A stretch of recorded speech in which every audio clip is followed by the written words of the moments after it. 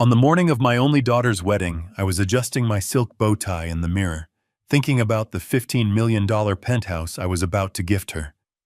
10 minutes later, I was shoved into the trunk of my own Rolls-Royce, struggling to breathe under a heavy wool blanket. "What the hell are you doing?" I tried to yell, but a hand clamped over my mouth. It was Mikey, my driver, the man I had trusted with my life for over a decade. "Sir, please hide in here. Don't say a word, you need to hear this. Trust me," he whispered, his eyes wide with a terror I had never seen in a former Marine. Before I could fight back, the trunk slammed shut, plunging me into total darkness.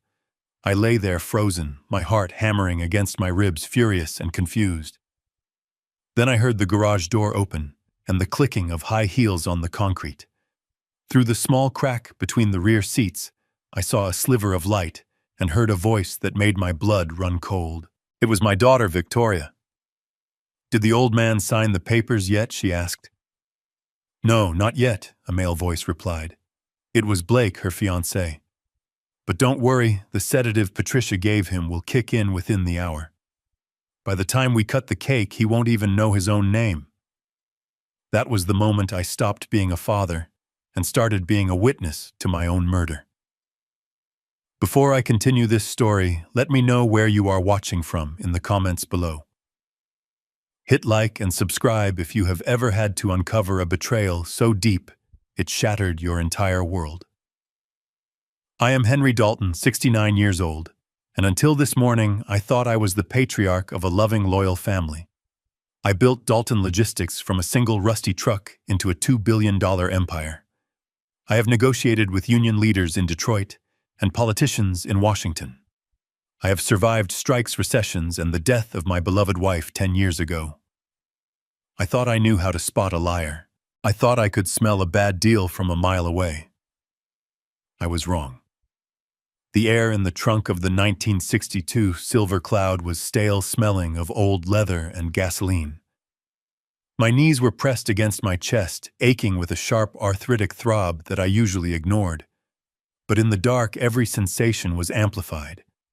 The rough texture of the spare tire against my cheek. The muffled sound of my own shallow breathing. I wanted to kick the lid open. I wanted to scream for the security guards. But Mikey's voice echoed in my mind. "Trust me." Mikey had taken a bullet for a convoy in Fallujah. He had carried me to the hospital when I had my first heart attack. He would not do this without a reason. So I lay still, forcing my breathing to slow down, forcing the panic into a small, tight box in the back of my mind. This was a skill I learned in business. When you are cornered, you do not flail. You wait. You listen. The sound of the garage door closing was like a gunshot. Then silence. Heavy, pregnant silence. I shifted slightly, trying to find a comfortable position, but there is no comfort in a coffin.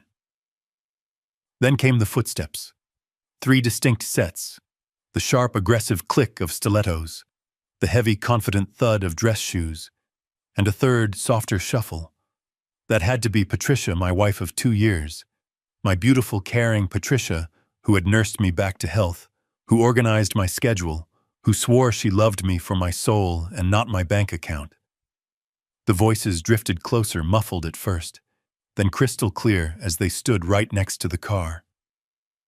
"God, this garage is stifling," Blake complained. His voice was dripping with that arrogance I had always tried to overlook. I always told myself he was just ambitious. Now it sounded like pure greed. "Can we hurry this up?" he continued. "I need to make sure the catering staff doesn't steal the champagne." "Relax," Victoria said. Her voice was calm, terrifyingly calm. This was the girl I used to read bedtime stories to. The girl I taught to ride a bike. Now she sounded like a stranger. "We have time. The lawyer isn't due for another 20 minutes. Is everything prepared for the transfer?" "Everything is ready," Patricia's voice chimed in. It was soft, the same soothing tone she used when she brought me my evening tea. I felt a physical pang in my chest, a betrayal so sharp it felt like a physical blow. "I switched his heart medication this morning," she said casually. as if discussing the weather. Replace the digoxin with a high dose of benzodiazepine. Combined with the stress of the wedding, he will be slurring his words by the ceremony. By the reception, he will be incoherent. Good Blake laughed. A dry, cruel sound. We need him to look completely senile. Once he makes a scene, Dr. Eris will be there to declare him mentally incompetent. We get the emergency conservatorship sign, the power of attorney, and ship him off to Shady Pines tonight. Shady Pines. The name hit me like a sledgehammer. It wasn't a retirement community. It was a state facility for the severely demented, a place where people were warehoused until they died. They weren't just planning to steal my money. They were planning to erase me. They were going to bury me alive in a room with barred windows and let me rot while they spent the fortune I had spent 40 years building. I bit my lip so hard I tasted blood. My hands clenched into fists were shaking uncontrollably. Not from fear, but from a rage so hot it felt like it was burning my skin. I had given Victoria everything. Private schools, horses, cars, a trust fund that ensured she would never have to work a day in her life. And this was her repayment. A plot to declare me insane on her wedding day. "Are you sure the prenup won't be an issue?" Victoria asked. I could hear the rustle of silk. She was probably checking her makeup in the side mirror of the Rolls-Royce, the very car I was trapped in. "Don't worry about the prenup," Patricia replied. "Once he is declared incompetent, I become his legal guardian. I can annul the prenup. And with Blake handling the finances, we can liquidate the logistics shares before the board even knows what hit them. We are looking at $2 billion split 3 ways, minus the fee for your father, Blake." Father. I froze. Blake's father. I knew Blake's father was out of the picture, a deadbeat who left when Blake was a kid, or so I had been told. "My dad is the best forger in the state," Blake bragged. "He has been practicing Henry's signature for months. The transfer documents are already signed. We just need the old man out of the way so he doesn't contest it." I closed my eyes in the dark. It was a conspiracy. A comprehensive, carefully architectural dismantling of my life.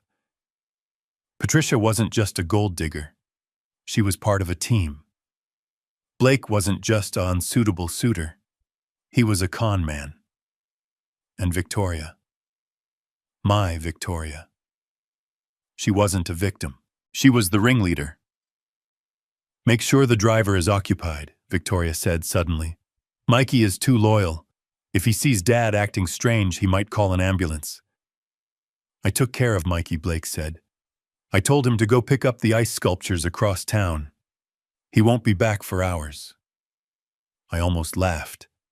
A bitter, silent laugh. They had underestimated Mikey. And they had underestimated me. They thought I was just a checkbook with a pulse. They forgot that you don't build a logistics empire by being soft. You do it by being 2 steps ahead of everyone else. You do it by knowing when to strike. The sound of footsteps faded as they walked back into the house. The garage door rumbled open again, letting in a blast of hot air and the chirping of birds. It sounded so normal. The world outside was celebrating a wedding, while I lay in the dark, mourning the death of my family. The trunk popped open. Light flooded in, blinding me for a second. I gasped, sucking in the fresh air, my lungs burning. Mikey's face appeared above me. He looked terrified. "Sir, are you okay?" he asked, reaching down to help me up. His strong hands gripped my arms, pulling me out of the cramped space. I stumbled, my legs numb, my back screaming in protest. I leaned against the fender of the Rolls-Royce, trying to steady my shaking hands. I heard everything I said, my voice raspy. I looked at Mikey. Really looked at him. This man who I paid a salary, who I sometimes barked orders at, had just saved my life. While my own flesh and blood plotted my destruction, the hired help was the only one standing between me and oblivion. "I recorded it," Mikey said, pulling a small digital recorder from his pocket. I put a bug on the sun visor of the car when I was washing it. "I knew something was wrong, boss. Patricia has been meeting Blake's dad in motel rooms for weeks. I followed them. You knew, I whispered. I suspected, he corrected. But I needed you to hear it. If I just told you, would you have believed me, Henry? Would you have believed your little girl was capable of this? I looked at the recorder in his hand. No, I wouldn't have. I would have fired him for slander. I would have defended Victoria until my dying breath. Mikey knew that. He knew he had to break my heart to save my life. Thank you, son, I said. The word son came out naturally. I realized in that moment that family isn't blood. Blood is just biology. Family is loyalty. Family is the person who pulls you out of a trunk when the world wants to lock you away. I straightened my bow tie. The panic was gone. The hurt was still there at a dull ache in the center of my chest, but the rage had crystallized into something cold and hard. A plan was forming in my mind. A plan not just to escape, but to destroy them. They wanted a show. They wanted a senile old man. I would give them a performance they would never forget. Hand me the phone, Mikey, I said. My voice steady and commanding. The voice of the CEO was back. Not your work phone. The burner. Mikey handed me a cheap prepaid phone he kept for emergencies. I dialed a number I hadn't used in years. It rang twice before a gruff voice answered. Leonard Katz, the voice said. Leo, it's Henry, I said. Henry Leonard sounded surprised. I'm just putting on my tie for the wedding. You sounded nervous yesterday. Everything okay? Listen to me carefully, Leo, I said, staring at the door leading into the house. Do not come to the wedding as a guest. Come as my attorney. Bring the Phoenix file and call the chief of police. Tell him I need a favor. The Phoenix file. Leonard paused. The silence on the line was heavy. That is the nuclear option, Henry. That liquidates everything. It triggers the blind trust. You only set that up in case of kidnapping or extortion. I am being extorted, Leo, I said, watching a spider crawl across the hood of the Rolls-Royce. By my daughter, my wife, and my future son-in-law. They are trying to verify a Section 5150 on me. Involuntary psychiatric hold. Jesus, Leonard breathed. Are you safe? I am with Mikey, I said.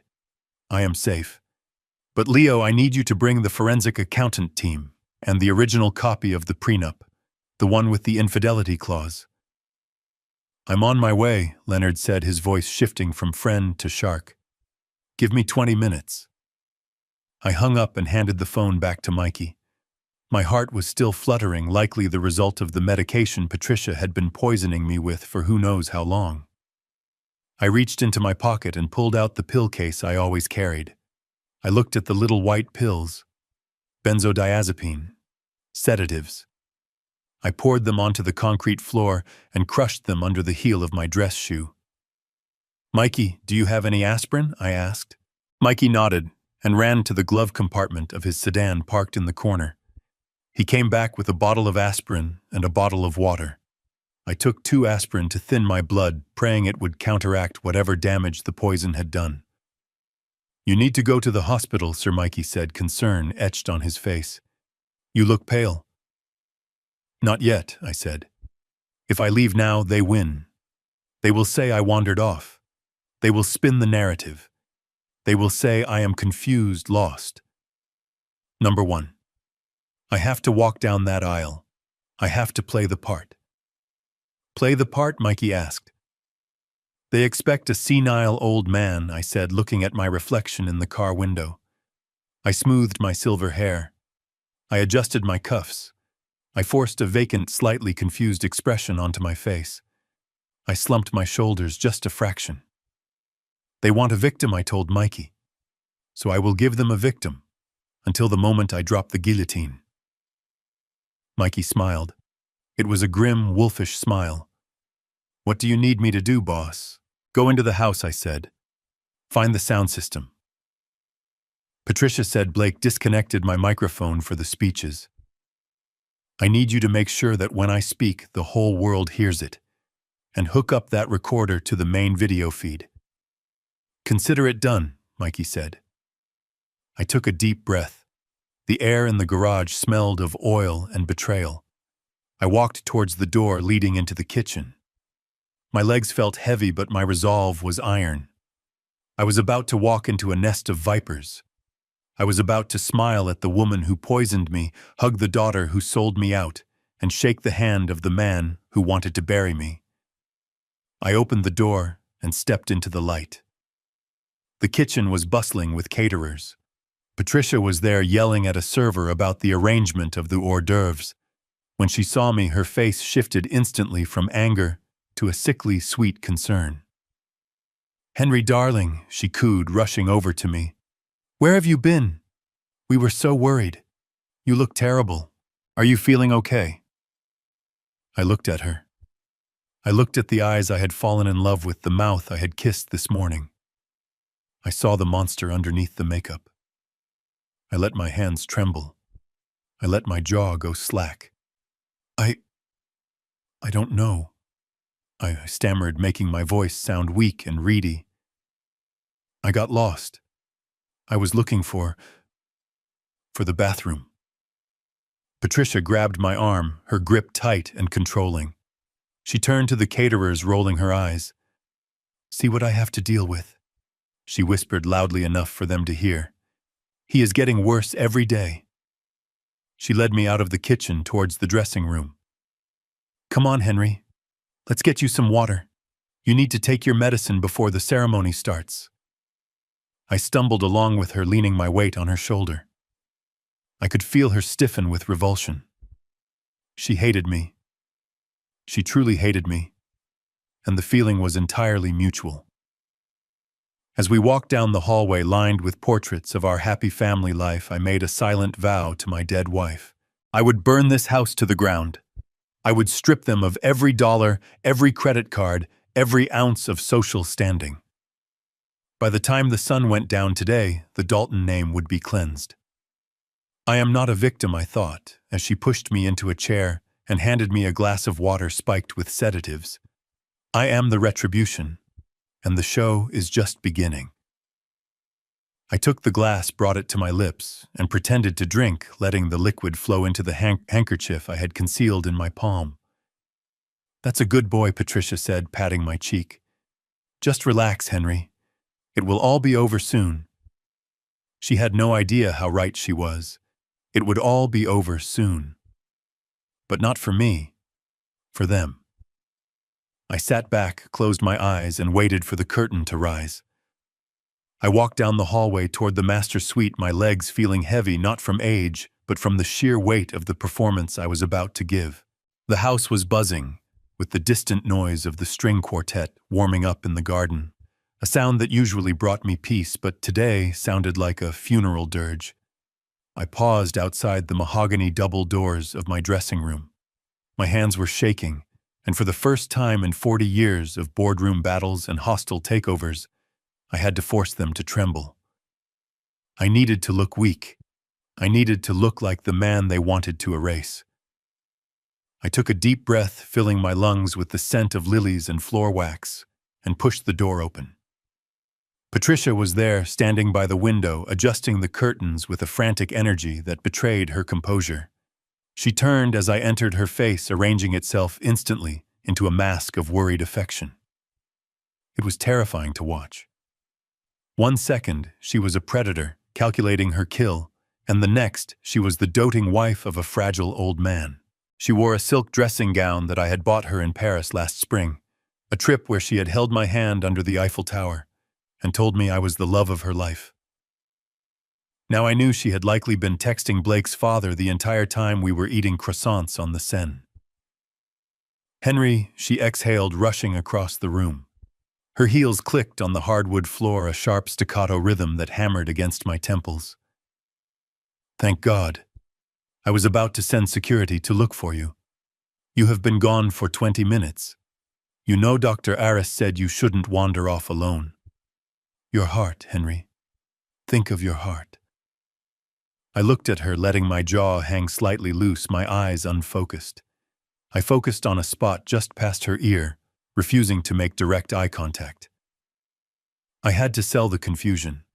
I had to make her believe the non-existent dementia was taking hold. I couldn't find the library, I mumbled, my voice cracking. I wanted to see the book, the one about the ships. Patricia sighed, a sound of exaggerated patience that grated on my nerves. The library is on the first floor, Henry. We are on the second floor. We have lived here for 15 years. You know this. She took my arm, her grip firm, almost pinching. She led me to the velvet armchair in the corner of the room, treating me like a piece of mismanaged luggage. Sit down, she commanded, though her tone was wrapped in fake sweetness. You are flushed. You are working yourself up again. I need you to stay calm for Victoria. It is her big day. I sank into the chair, letting my body slump. I watched her through half-closed lids as she walked to the side table. There it was, a crystal pitcher of freshly squeezed orange juice and a single glass. The condensation on the glass caught the morning light, making it look inviting, refreshing. But I knew better. I knew that glass contained a cocktail of benzodiazepine strong enough to knock out a horse, or at least make a 69-year-old man slur his words and stumble on his daughter's wedding dress. Here, she said, turning back to me with the glass in her hand. Her smile was tight, her eyes not smiling at all. Drink this. It will help your blood sugar. You look pale. I looked at the glass. In my mind, I was calculating the chemical composition, the time it would take to absorb the legal ramifications of poisoning a spouse. But on the outside, I reached for it with a trembling hand. I made the glass rattle against the saucer. I made myself look pathetic. I don't want it. I whined, pushing the glass away slightly like a petulant child. It's too sour. Henry, drink the juice, she said, her voice dropping an octave. The sweetness evaporated. This was the real Patricia. Impatient, cruel. Don't make a scene. Victoria is already stressed enough without you acting up. Drink it, now. I took the glass. The crystal was cold against my fingertips. I lifted it to my lips, my hand shaking so much that the liquid sloshed dangerously close to the rim. I could smell the faint chemical tang underneath the citrus. She was watching me like a hawk, her body tense, waiting for me to swallow the poison that would sign away my freedom. I tilted the glass back.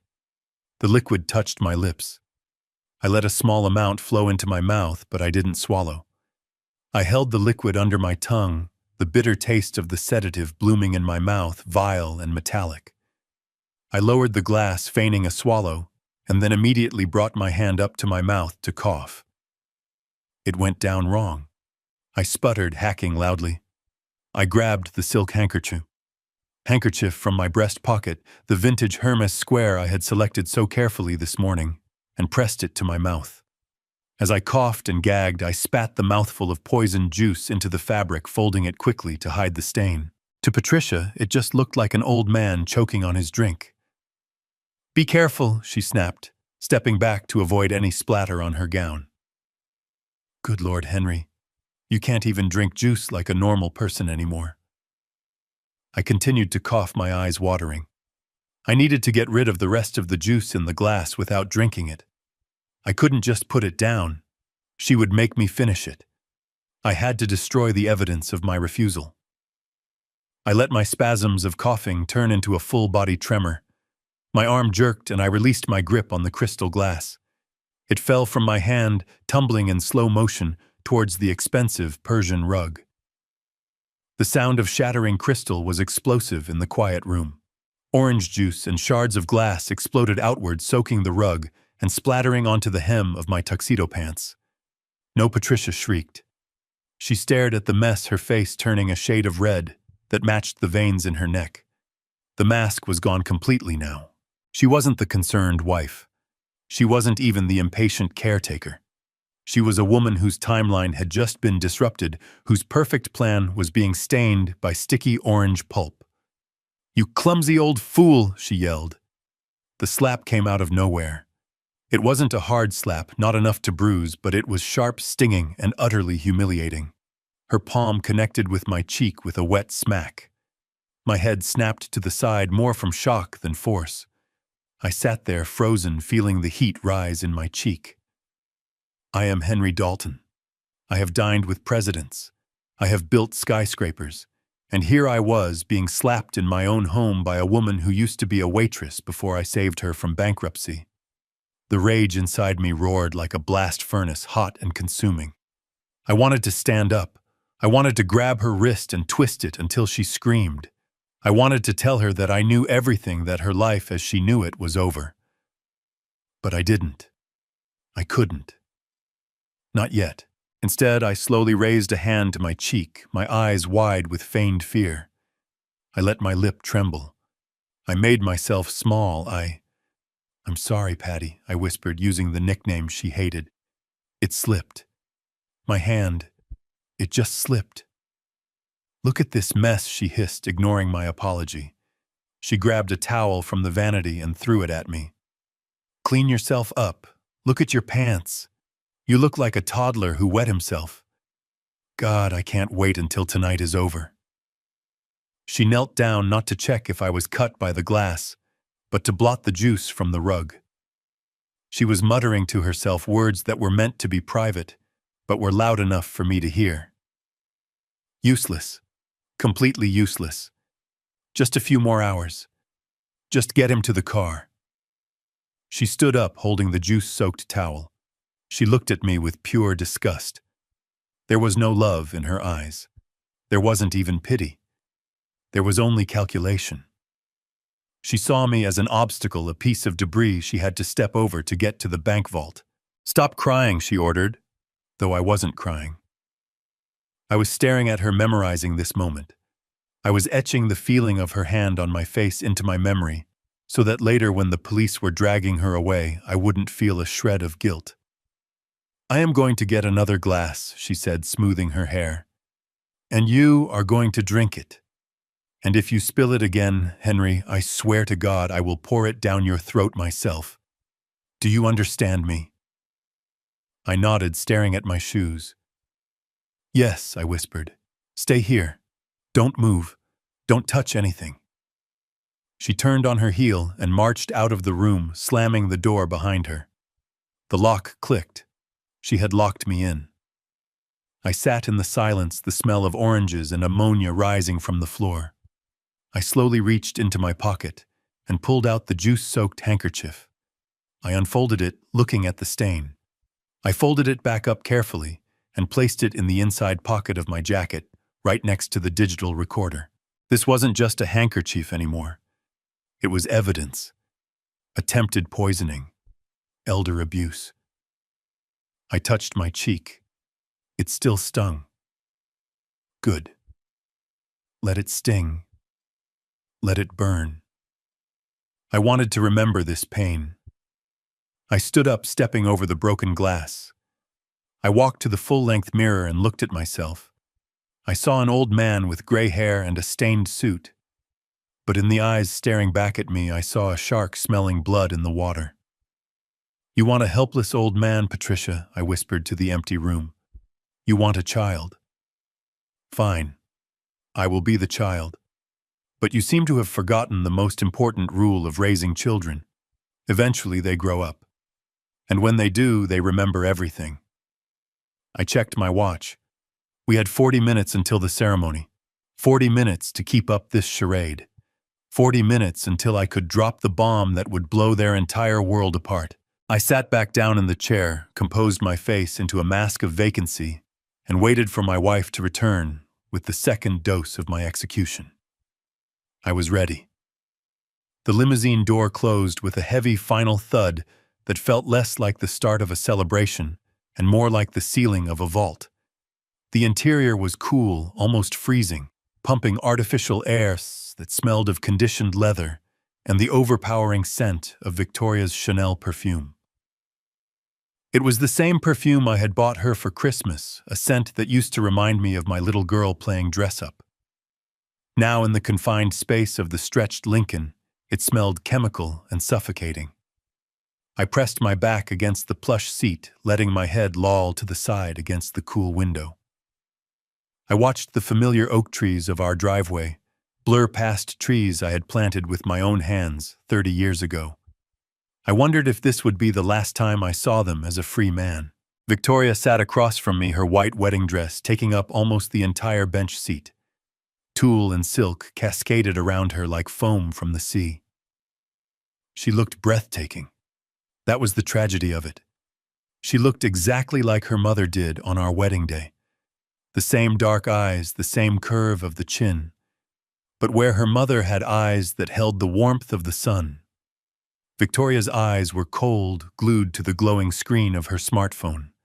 Her thumbs moved across the glass with a frantic, aggressive rhythm, tapping out messages that I knew weren't about flower arrangements or seating charts.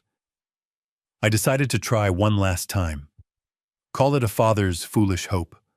Call it the desperate need to find a shred of humanity left in the child I had raised. I needed to know if the girl who used to cry when she found a wounded bird was truly gone, replaced entirely by this ice queen sitting across from me. I let out a low, shaky breath, making sure it sounded like a wheeze. "Victoria," I rasped, letting my hand tremble as I reached out toward her. I didn't touch her. I didn't want to risk her recoiling from me. I just let my hand hover in the air between us, a bridge she could choose to cross or burn. She didn't look up. She didn't even pause her typing. "What is it, Dad?" she said, her voice flat and distracted. "Do you remember I started keeping my voice soft and wavering? Do you remember the red bicycle? The one with the streamers on the handlebars? You were 6, you were so afraid to take the training wheels off." I waited. I watched her face for a flicker of a smile, a soft softening of the jaw, anything. I remembered that day vividly. I had run behind her for an hour, holding the seat, my back aching, promising I wouldn't let go until she was ready. When I finally let go, and she realized she was flying on her own, the look of triumph on her face had been worth every drop of sweat. I wanted her to remember that trust. Victoria finally looked up, but there was no nostalgia in her expression. There was only irritation. She looked at me like I was a television set that had suddenly turned on to a channel she didn't want to watch. "Dad, honestly," she sighed, rolling her eyes toward the ceiling of the limo. "Why are you bringing that up now? I am trying to coordinate with the wedding planner. The florists are running late. I don't have time for your ancient history." I felt a sharp pain in my chest, and this time it wasn't the ghost of the poison. It was the heartbreak of rejection. I pushed through it. I had to be sure. I just wanted to say I continued, forcing a tear to pool in the corner of my eye. "I kept my promise, Vicky. I never let go until you were ready. I always tried to catch you." She laughed then. It was a short, sharp sound devoid of humor. "Well, you can't catch me now, Dad. I am grown up, and frankly right now you are the one who needs catching. Look at you. You are a mess. You have orange juice on your shirt. You are rambling about bicycles. You can barely hold your head up." She leaned forward, invading my personal space. The scent of her perfume became overwhelming. Her eyes bored into mine, searching for signs of weakness, verifying that the drugs were working. "This is exactly why we need to sign those papers today, Dad," she said, her voice dropping to a conspiratorial whisper. "You are slipping. We all see it. Blake sees it. Patricia sees it. You are not capable of managing the estate anymore. You are getting confused. You are living in the past." I am not confused. I wanted to scream. I am sharper than you and your con-man fiancé combined. But I bit the inside of my cheek until I tasted iron. I blinked slowly, letting my mouth hang open slightly. "Papers," I mumbled, feigning ignorance. "What papers?" "The power of attorney, Dad," she said, speaking slowly and loudly, as if I were deaf or stupid. "And the conservatorship agreement. We talked about this. Blake is going to take care of the business. I am going to take care of the house. You just need to rest. You need to go somewhere where there are professionals who can help you with your episodes. She meant the asylum. She meant locking me away in a room with white walls while she spent my money on yachts and designer handbags. She framed my imprisonment as an act of mercy. It was the ultimate gaslighting. I looked down at her hands. She was holding her phone again. A message popped up on the screen. The font was large, and from my angle I could read it clearly. It was from Blake. Text on screen read, "Is the old bag out of it yet? And make sure he stays awake enough to sign, then we dump him." My heart hammered against my ribs. The old bag. That was me. The man who paid for the phone she was holding. The man who paid for the dress she was wearing. The man who had sat by her bedside for 3 nights straight when she had pneumonia. Victoria smiled as she read the text. It was a small, secret smile, a smile of complicity. She typed back quickly. Text on screen read, "He is fading fast. Talking nonsense about my childhood bike. It is pathetic. I will have the pen ready at the reception." I looked away, staring out the window again. The world outside was bright and sunny, completely at odds with the darkness inside the car. The final nail had been driven into the coffin of my fatherhood. There was no saving her. There was no misunderstanding. She wasn't being manipulated by Blake. She was his equal partner. She was mocking my memories while plotting my demise. I felt a cold resolve settle over me, replacing the pain. If she wanted to treat me like a child, I would play the child. But children can be destructive. Children can break things. And I was going to break everything. I just want you to be happy, princess, I whispered, using the nickname I hadn't used in 10 years. She didn't even look up from her phone. I am happy, Dad. Or I will be as soon as this day is over and we can get everything settled. Just do as you are told today, okay? Don't embarrass me. Don't try to give a speech. Just sit there, smile, and sign where Blake tells you to sign. I nodded weakly. Okay, I said. I will sign. Good, she said, finally putting the phone down. She smoothed the silk of her dress, checking for wrinkles, more concerned with the fabric than with her father's deteriorating condition. The limo began to slow down. We were approaching the church. I could see the steeple rising above the trees, a symbol of sanctuary that today felt like a stage for a grotesque play. I saw the crowd of paparazzi gathering at the gates, no doubt tipped off by Blake to capture the touching moment of the senile tycoon being helped by his devoted daughter. Mikey's voice came over the intercom, sounding professional and distant. "We have arrived, Miss Dalton." Victoria took a deep breath, adjusting her veil. She turned to me, her face shifting instantly. The cruel smirk vanished, replaced by a look of radiant, loving concern. It was a transformation so seamless, it was sociopathic. "Ready, Daddy?" she asked, her voice syrupy sweet. I looked at her one last time. I looked at the stranger wearing my daughter's face. I reached into my pocket and touched the cold metal of the digital recorder, ensuring it was still recording. "Yes," I said, my voice gaining a fraction of its old strength, though she didn't notice. "I am ready." The door opened. The flashbulbs erupted like lightning. The noise of the crowd washed over us. Victoria grabbed my arm, gripping it tight enough to leave bruises, pulling me out into the blinding light. "Smile, Dad," she hissed through her teeth while waving to the cameras. "Remember, you are happy." I stepped out onto the red carpet, my legs wobbling. I squinted against the glare. I let her drag me toward the church doors. I was walking to my own execution, or so they thought. But as I looked at the sea of faces, at the cameras, at the looming structure of the church, I knew the truth. I wasn't the prisoner. I was the warden. And lockup was about to begin. I took a stumbling step, leaning heavily on her, and whispered almost inaudibly, "Let's get this over with." We walked into the shadow of the church entrance, leaving the sunlight behind. The trap was set. The players were in position, and I was about to give the performance of a lifetime.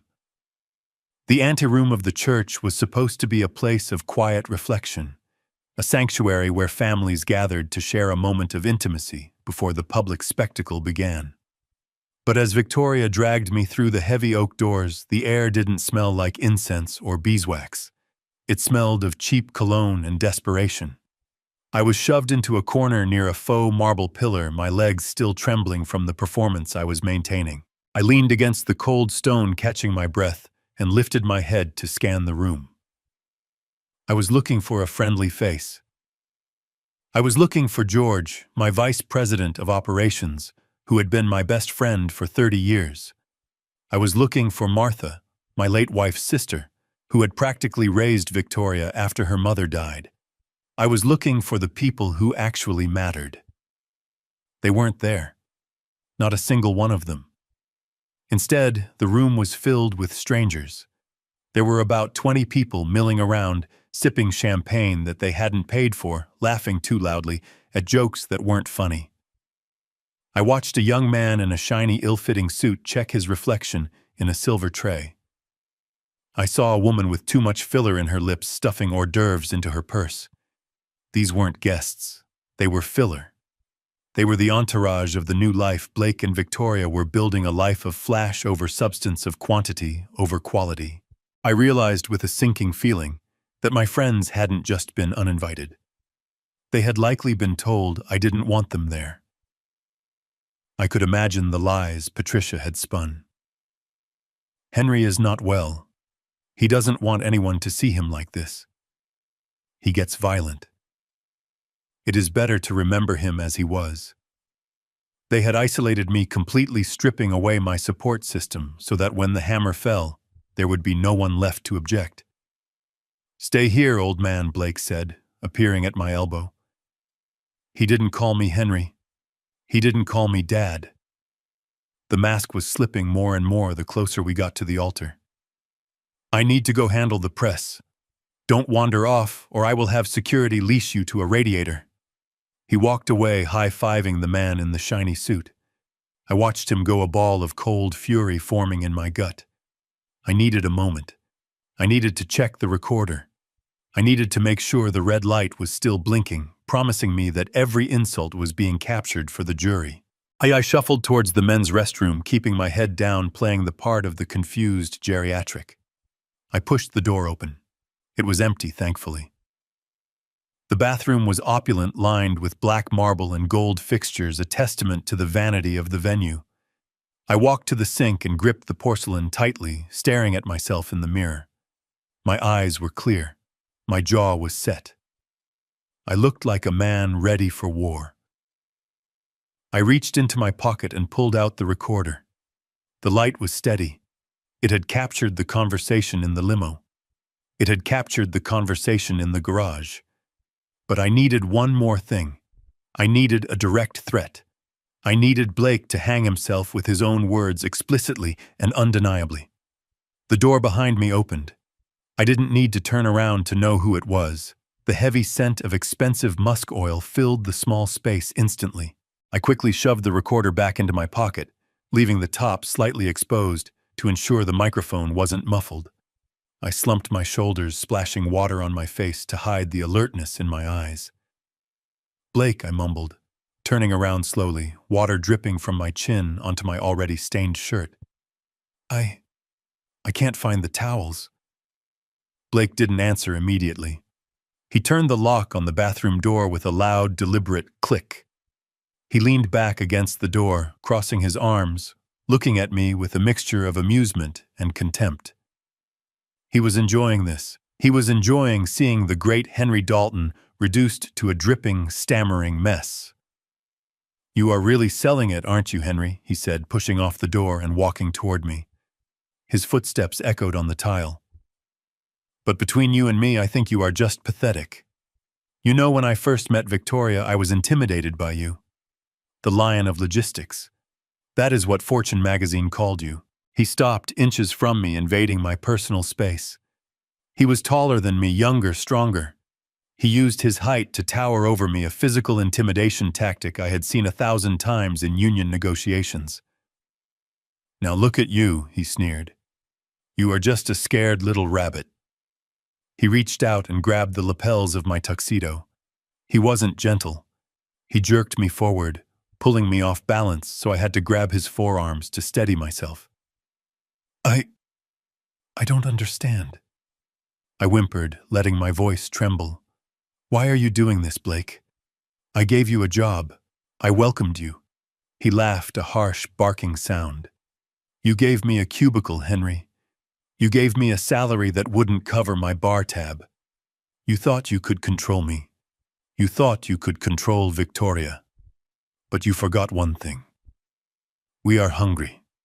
And you are just food." He released my lapels and reached for my bow tie. It was slightly crooked from the car ride. "Let me fix this for you," he said softly. "You want to look nice for your final public appearance." He began to adjust the tie, his fingers working the silk with practiced ease. But then he didn't stop. He pulled the ends. He kept pulling. The knot tightened against my Adam's apple. It dug into my windpipe. I gasped, my hands flying up to claw at his wrists. This wasn't acting. He was actually choking me.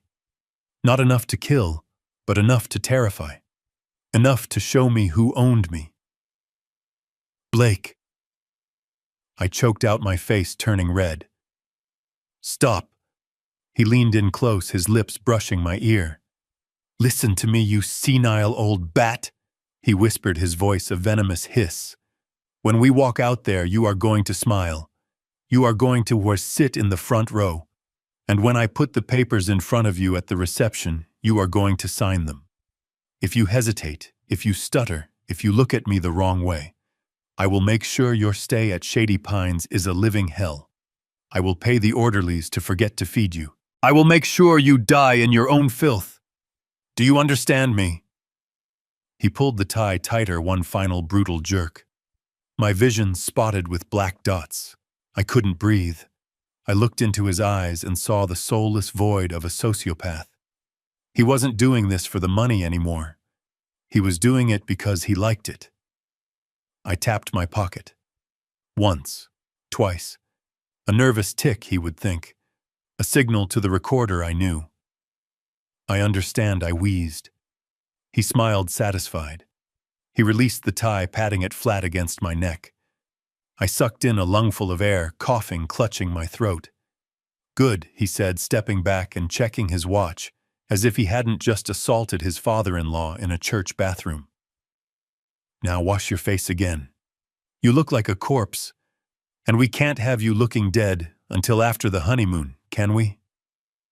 He turned to the mirror, adjusting his own hair, checking his teeth. He looked perfect. He looked like the ideal groom. He had no idea that he had just confessed to extortion and elder abuse on a digital recording that would be admissible in any court in the country. I stood there gasping, rubbing my bruised neck. I looked at his reflection in the mirror.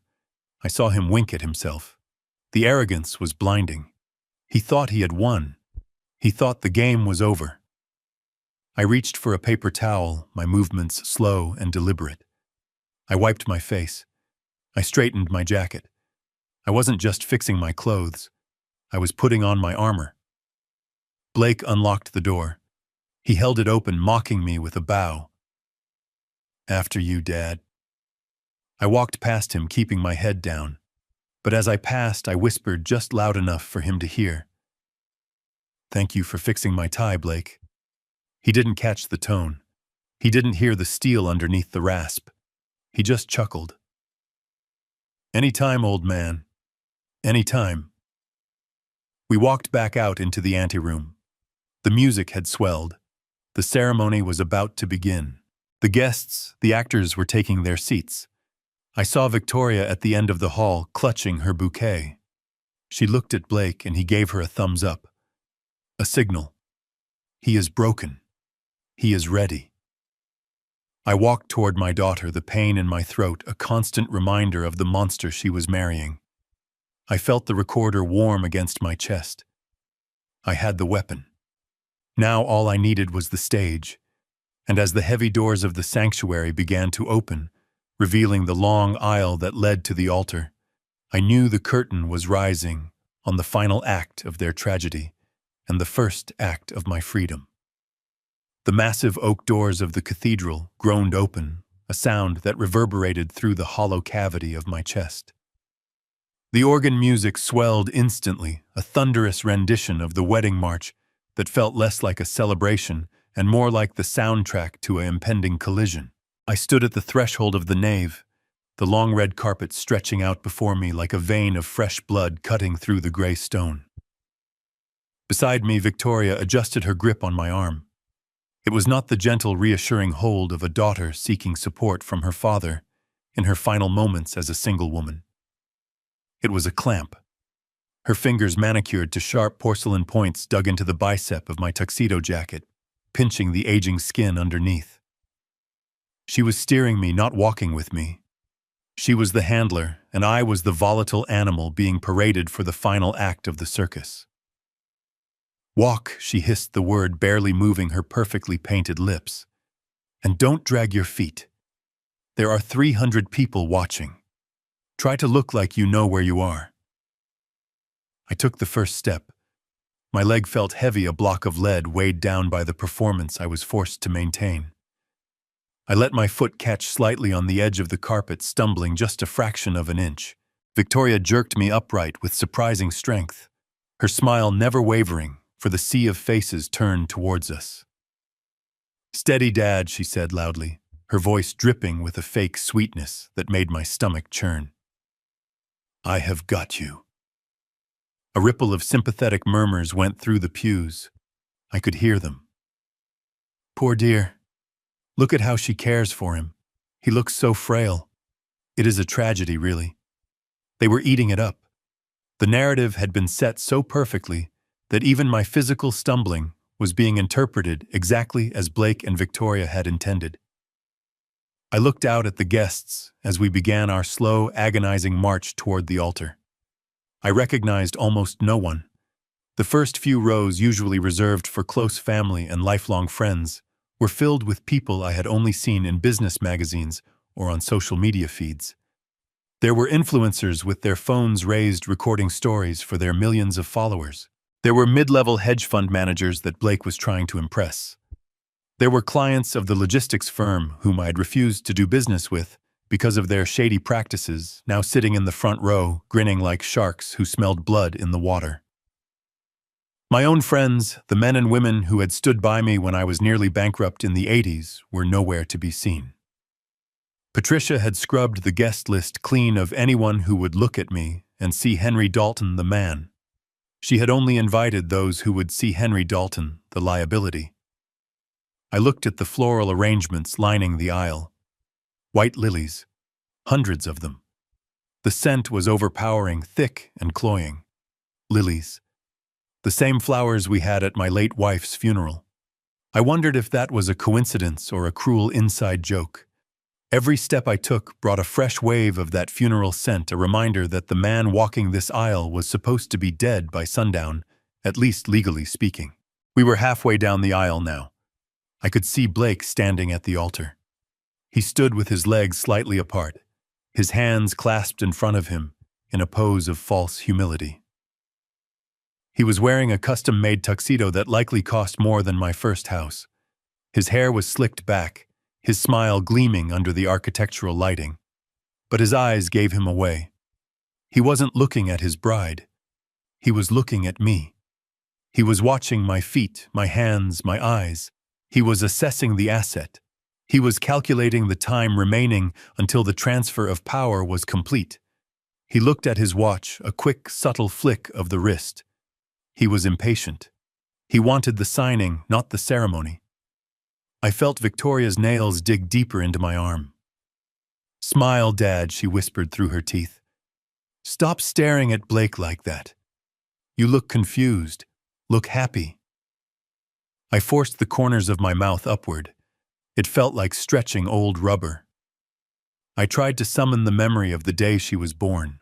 I tried to remember the tiny pink bundle I had held in the hospital room, the overwhelming promise I had made to protect her from the world. I looked at her profile now, the sharp jawline, the cold eyes focused on the camera flashes. I had failed. I hadn't protected her from the world. I had failed to protect her from her own greed. I had given her too much too soon, and it had rotted her from the inside out. The grief that washed over me was real, and for a moment my knees actually buckled. "Whoa there," Victoria said, practically dragging me the last 10 feet. "Nearly there. Just a few more steps, and you can sit down and sleep." We reached the steps of the altar. The music reached a crescendo and then cut off abruptly, leaving a ringing silence in the vast space. We stood there, the three of us, the father, the daughter, and the predator. The officiant, a man with a spray tan and teeth that were too white to be real, smiled down at us from the dais. He wasn't our family priest. He was likely another hire, another actor in this elaborate production. He cleared his throat, the sound amplified by the microphone system. He looked at Victoria, then at Blake, and finally pityingly at me.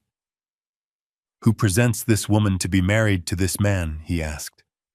This was the moment, the tradition, the symbolic transfer of responsibility. Usually the father says "I do," or her mother and "I do." It is a moment of joy, of letting go. I stood there. The silence stretched. 1 second, 2 seconds, 3 seconds. I could feel the tension rising in the room. The guests shifted in their seats. The silence became uncomfortable, heavy. I looked at Blake. I looked at Victoria. I took a breath, preparing to speak. I wanted to scream. I wanted to shout, "No one, I give her to no one, I am calling the police," but I remembered Mikey's advice. I remembered the recorder in my pocket.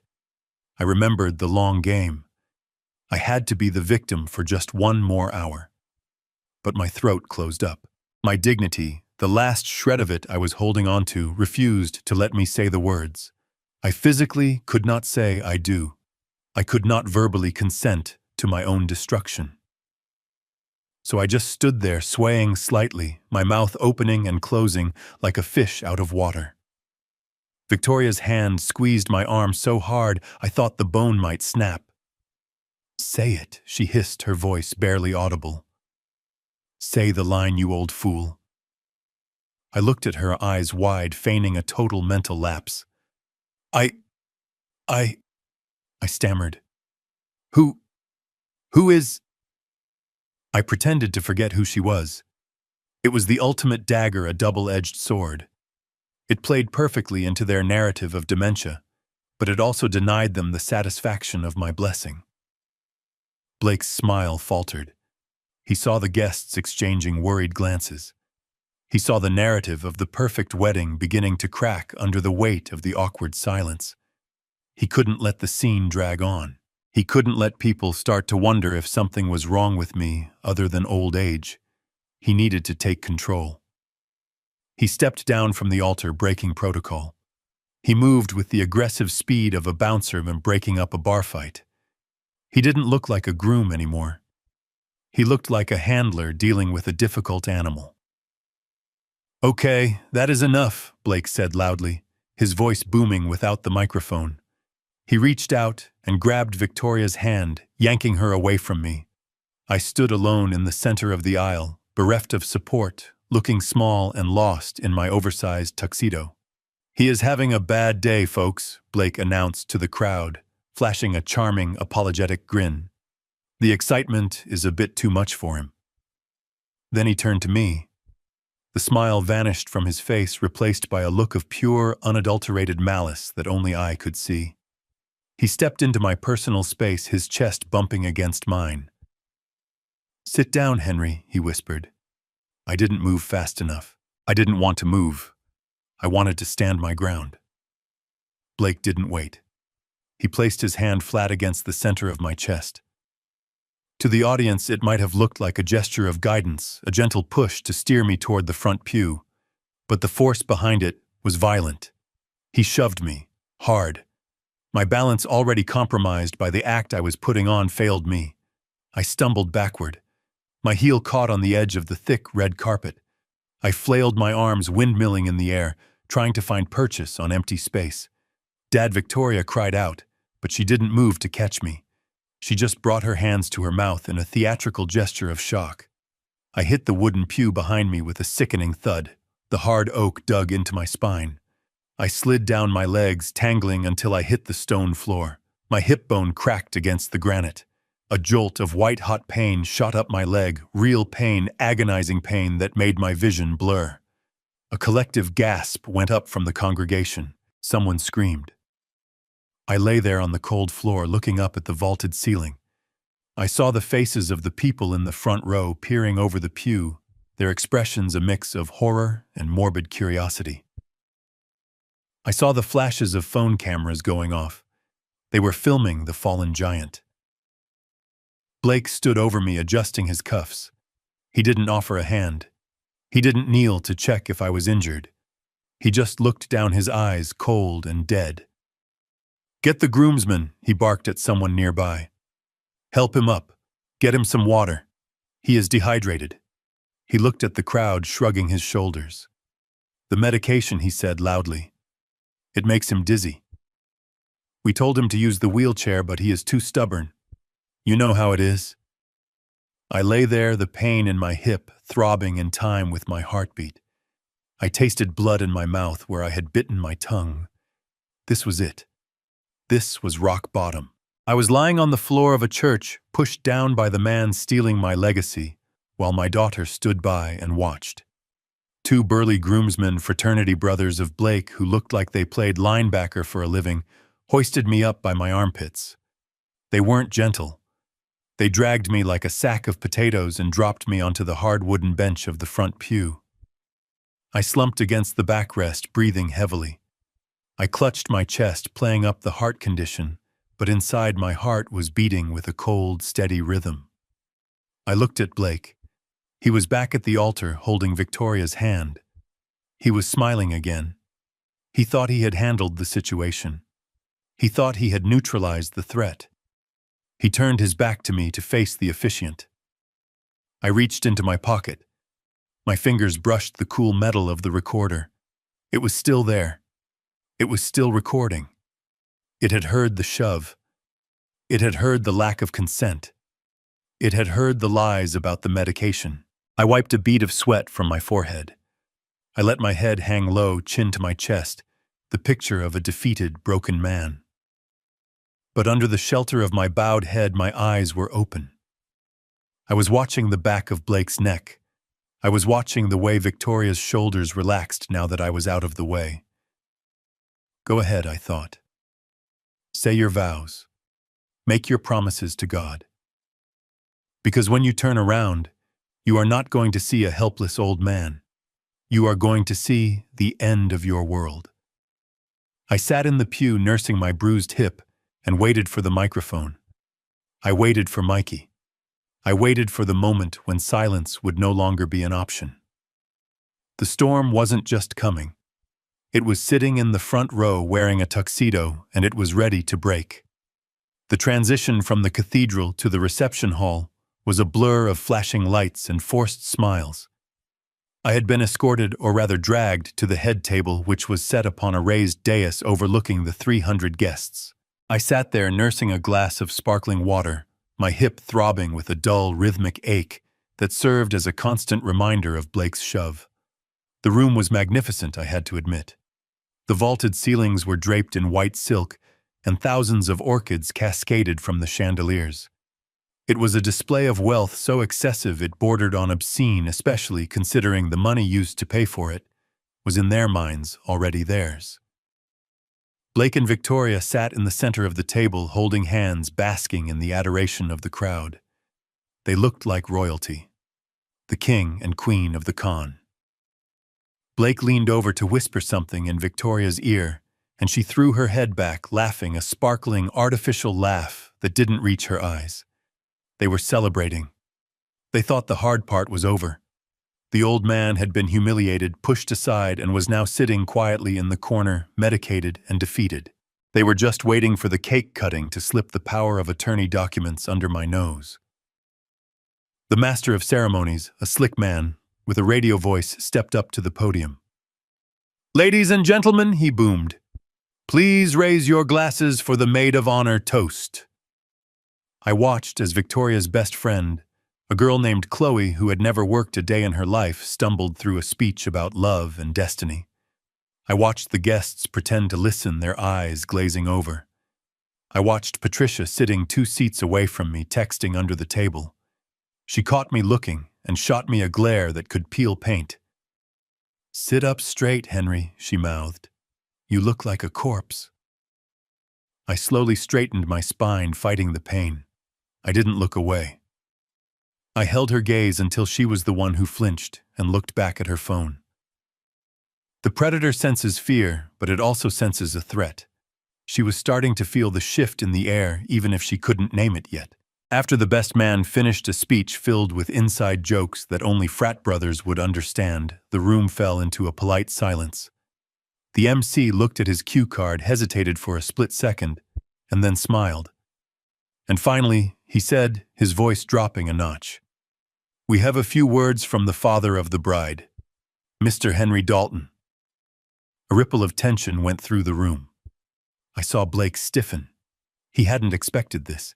He had given strict orders. He stood up halfway, waving his hand at the MC. MC, in a cut-it-out gesture, slashing his finger across his throat. But the spotlight had already swung toward me. The beam was blinding hot and white. I slowly pushed my chair back. The screech of the wooden legs against the parquet floor echoed in the silent room. I used the table to pull myself up, playing the part of the struggling invalid one last time. I stood there swaying slightly, blinking in the light. Blake was staring at me, his eyes wide with warning. He tapped his watch. "Time to go," his eyes said. "Sit down or else." I ignored him. I reached for the microphone stand that had been placed in front of my seat. It was a wireless mic, sleek and modern. I pulled it off the stand. My hand was shaking. I brought it to my lips. "My daughter," I began. Silence. I tapped the microphone head. Thump, thump, nothing. No sound from the speakers. I tried again. "Victoria." Still nothing. The room was dead silent save for the clinking of silverware. Blake stood up fully now, a look of mock sympathy plastered on his face. "Oh, folks," he announced, his voice projecting easily over the crowd. "It looks like we are having some technical difficulties. And honestly, Dad is pretty tired. It has been a long day. Maybe we should let him rest." He walked toward me, reaching out to take the dead microphone from my hand. His grip was hard. "Give it to me, Henry," he whispered. "Don't embarrass yourself. It is turned off. I made sure of it." I held onto the microphone. We were locked in a silent struggle, 2 men holding a piece of plastic, fighting for dominance. The guests watched, confused. To them, it looked like a caring son-in-law helping a confused old man. "Just sit down," Blake hissed. And then a sound tore through the air. It was a high-pitched squeal of feedback, loud enough to make half the room cover their ears. It didn't come from the microphone in my hand. It came from the main speaker stacks towering on either side of the stage. Blake froze. He looked around, confused. From the shadows of the heavy velvet curtains stage, left a figure emerged. It wasn't a waiter. It wasn't the DJ. It was Mikey. He was wearing his old dress blues, the uniform of a United States Marine, impeccably pressed metals gleaming under the stage lights. He looked like a tank made of flesh and bone. He walked across the stage with a stride that shook the floorboards. In his hand, he held a heavy corded microphone, the cable trailing behind him like a snake. He didn't look at the crowd. He didn't look at Victoria. He walked straight to me. Blake stepped in his path. "Who the hell? Mikey, get out of here. You are fired." Mikey didn't even slow down. He simply shoulder-checked Blake as he passed.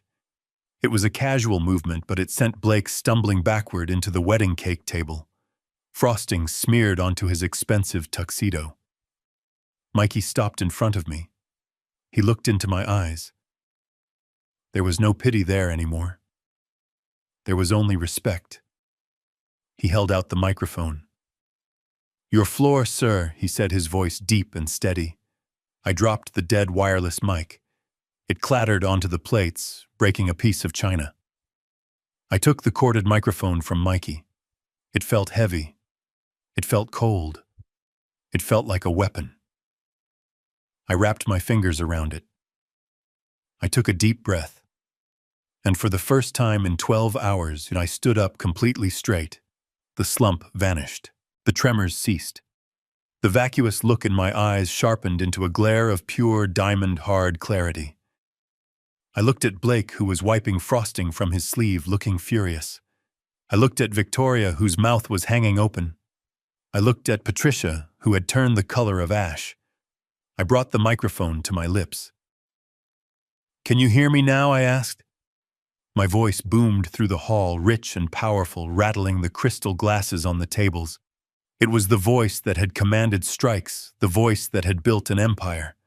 It was not the voice of a man with dementia. A gasp went through the room. The transformation was instantaneous and terrifying. Blake scrambled to his feet. "Cut the sound," he screamed at the DJ booth. "Cut it now!" But the DJ was gone. One of Mikey's Marine buddies was standing in the booth, arms crossed, staring Blake down. "I am not finished," I roared, my voice drowning out Blake's protests. I turned to face the crowd. I made eye contact with the bankers, the lawyers, the fair-weather friends. "You all came here expecting a wedding home," I said, pacing slowly in front of the table. "You came to see the union of two young lovers.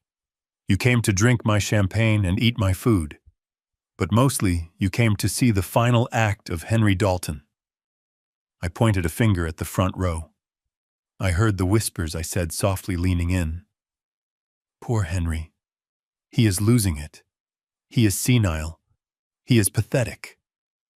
I laughed. It was a dark, menacing sound that echoed off the vaulted ceiling. "Do you think I am crazy?" I asked. I turned to Victoria. She was gripping the tablecloth, her knuckles white. "Victoria, do you think I am crazy?" I repeated. "Dad, stop!" she squeaked, tears of panic welling in her eyes. "You are making a scene. Please. You are sick." "Sick?" I asked. "Am I? Or am I just inconvenient?" I reached into my pocket and pulled out the handkerchief. The orange juice stain had dried to a crusty brown. "This morning my loving wife handed me a glass of juice," I said, holding the cloth up for the cameras. "She told me it was for my blood sugar. But when I didn't drink it, she slapped me." I turned to Patricia. She was shaking her head violently. No, he is lying. He is imagining things." "I didn't drink it, Patricia," I said. "I spat it into this cloth. And do you know what the lab boys are going to find when they test it?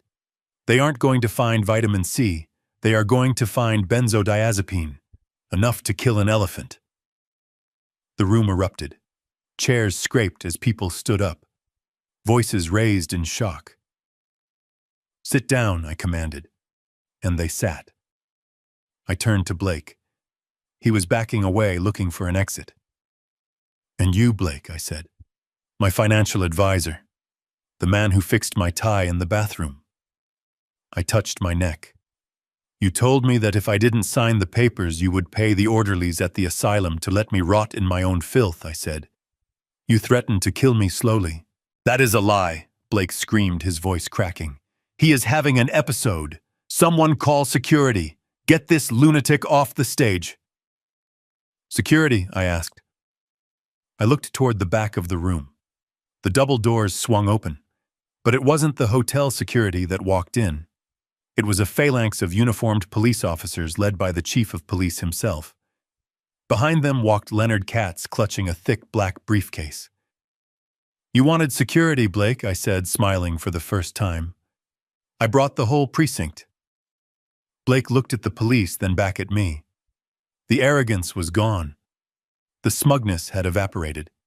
In its place was the raw animal terror of a man watching the walls of his prison cell rise up around him. "You see," I said, walking toward him until I was inches from his face, I didn't need to be crazy to see what you were. I just needed to be quiet.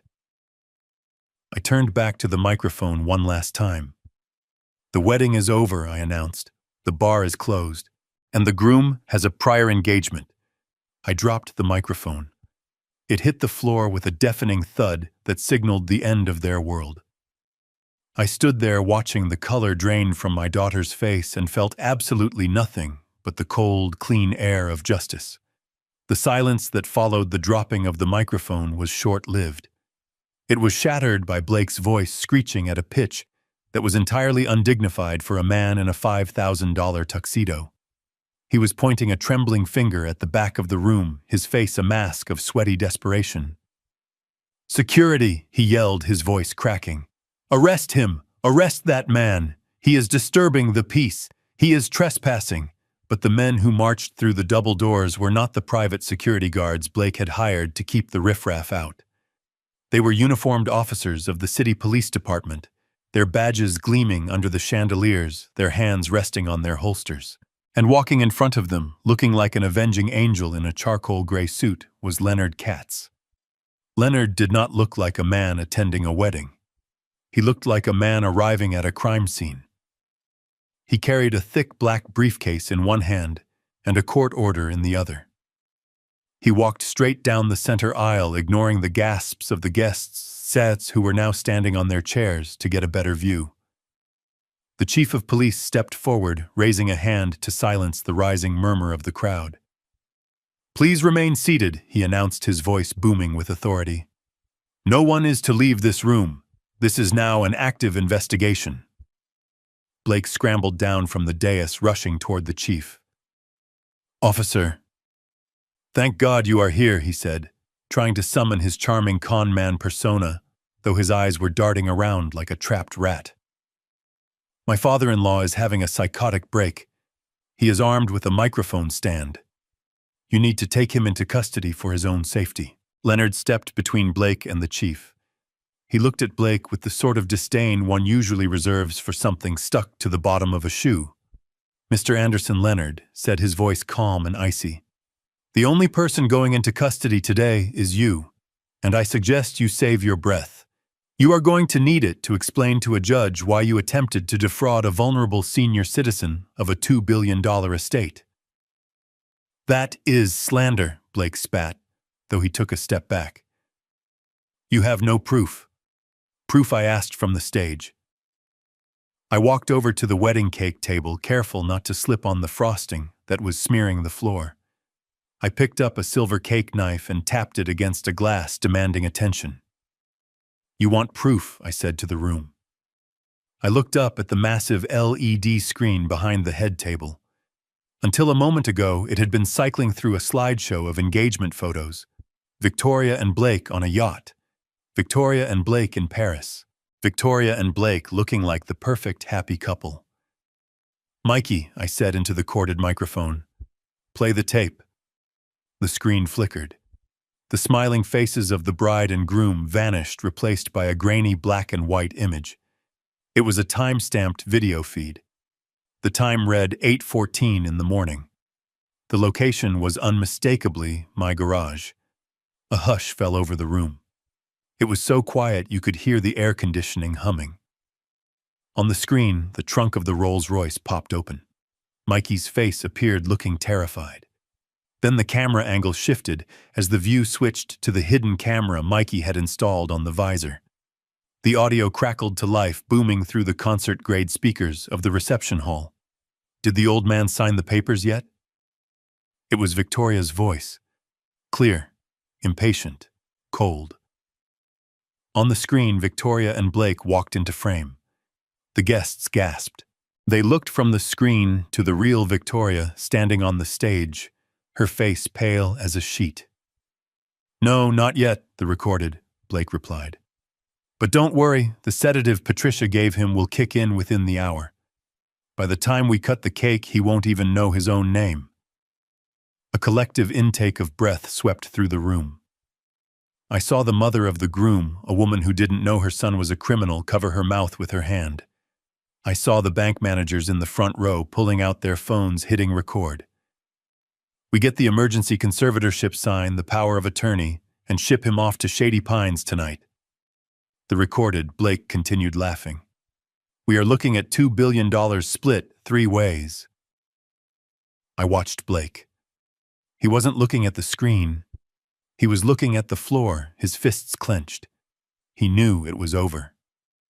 But Victoria was shaking her head, tears streaming down her face. "It is fake," she screamed, pointing at the screen. "It is AI. Someone generated that voice. It is a deepfake. My father is doing this to hurt me. He is jealous." I didn't say a word. I just nodded to Mikey. The video cut. The screen went black for a second. Then a new image appeared. This one was in color. The timestamp was from 3 weeks ago. The location was a dimly lit room. It looked like a motel room. Cheap art on the walls. Unmade bed. 2 figures were sitting on the edge of the bed counting stacks of cash. One was a man I recognized instantly, though I had never met him. He had the same jawline as Blake. It was Blake's father, the forger. And sitting next to him wearing a bathrobe I had bought her was Patricia. The crowd erupted. It was pandemonium. People were shouting. I saw Patricia's sister in the 3rd row stand up and look at her with horror.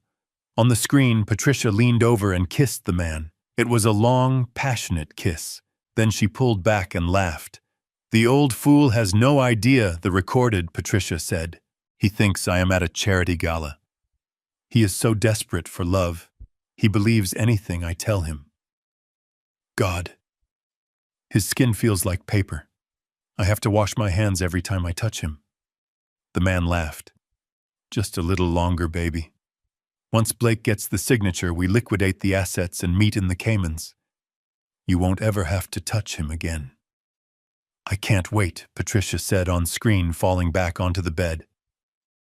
"I am going to buy a younger husband with his money."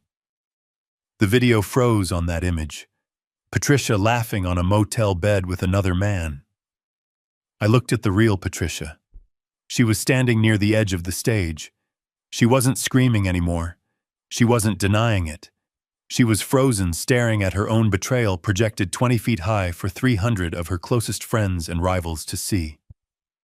Her face was a mask of absolute terror. She knew that every person in that room, every society wife she had tried to impress, every charity board member she had schmoozed, was seeing her naked soul. And it was ugly. I walked over to her. I stood next to her looking up at the screen. "You know, Patricia," I said into the microphone, my voice calm but amplified so everyone could hear. "You were right about one thing. My skin does feel like paper. But paper can cut, and paper can burn." Patricia turned to me. Her eyes were wild. "Henry, please," she whispered, grabbing my sleeve. That was a long time ago. We were on a break. It is taken out of context. I love you. You know I love you." I gently peeled her fingers off my sleeve as if she were something contagious. "You don't love me, Patricia," I said. "You love the lifestyle I provide.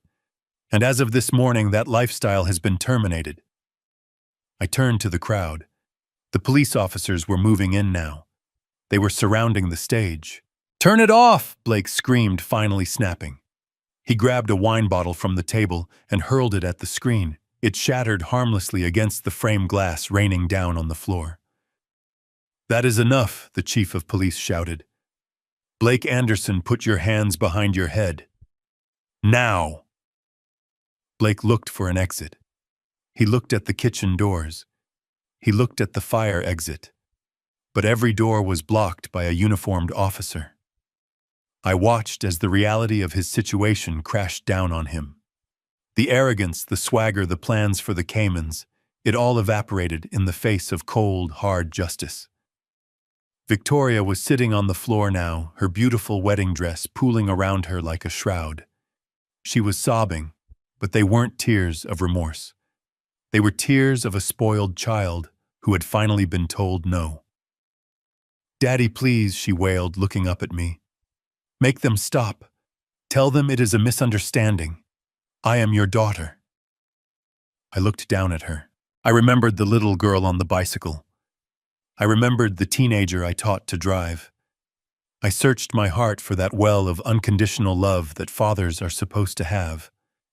But all I found was the memory of the trunk, the darkness, the lack of air, the way she had checked her makeup while discussing my imprisonment in a mental ward.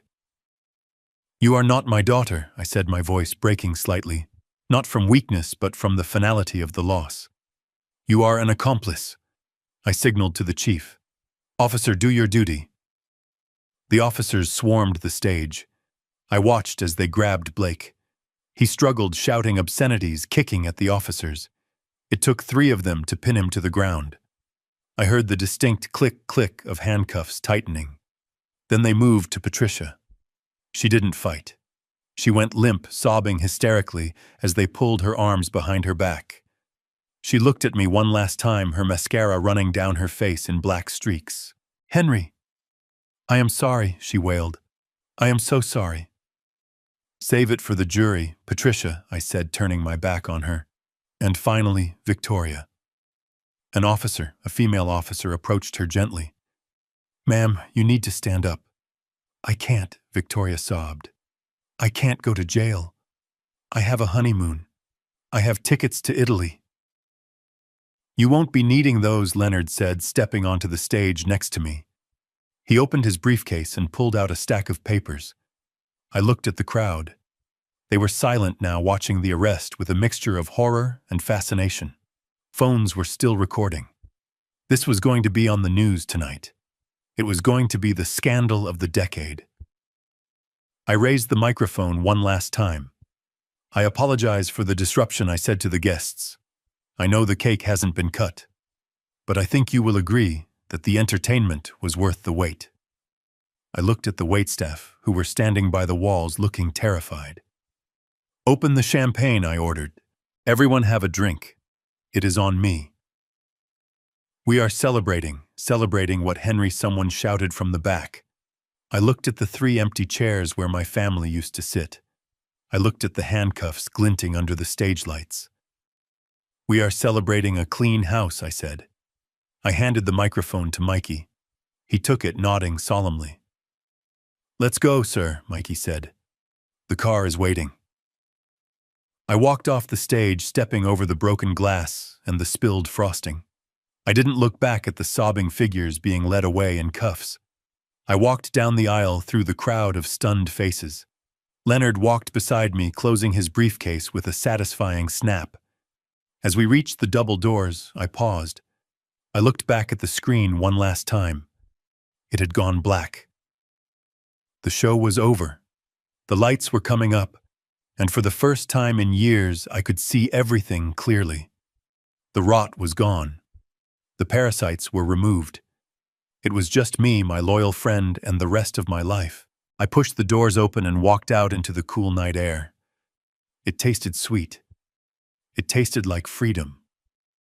The room was so quiet you could hear the hum of the air conditioning units and the soft, terrified weeping of my daughter.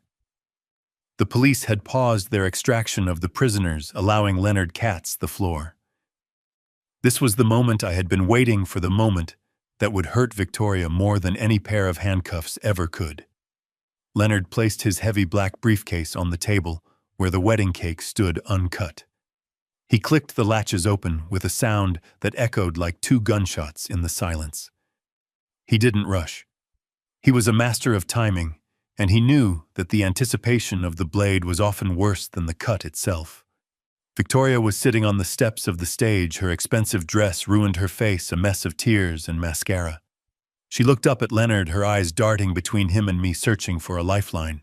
She was terrified of jail, yes, but I could see the gears turning in her head. She was calculating. She was thinking that even if Blake went away, even if Patricia was disgraced, she was still a Dalton. She was still the heiress. She still had the name, and she thought she still had the money. Leonard pulled a single crisp document from the briefcase. He held it up to the light. It wasn't a thick contract. It was a single sheet of paper dense with legal text signed at the bottoms with my signature in bold, unwavering ink. Victoria Leonard began, his voice calm, professional, and utterly devoid of sympathy.